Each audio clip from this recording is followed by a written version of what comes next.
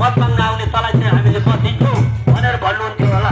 र आदरणीय नेता र प्रभावशाली नेता यस क्षेत्रका उम्मेद्वार आदरणीय दाजु किशोर सिंह राठौर आइसक्नु भएको छ।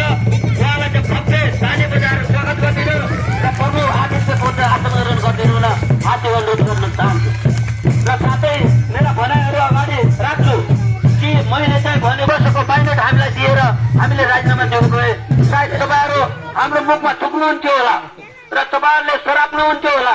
आज चाहिँ 5 वर्षको चाहिँ लागि पाएको बाइनोट काठमाडौँका जनता र मैले ढोक्नुपर्ने मेरा आमा बुवा दाजुभाइ र भाइ बहिनीहरूलाई मेरो आग्रह छ। डुम्रेनी भनेको मेरो घर हो, मेरो परिवार हो र मेरो रगतसँग जोडिएको नाता छ। यो टोलबाट चाहिँ अत्याधिक बहुमतले चाहिँ हामी विजय हुनेछौँ भन्ने मैले पूर्ण विश्वास आशा गरेको छु। त्यसैले म तपाईँहरूसँग के भन्न चाहन्छु भने एउटा विश्वासिलो, एउटा दरिलो, एउटा भरपर्दो नेताको आवश्यकता पर्छ।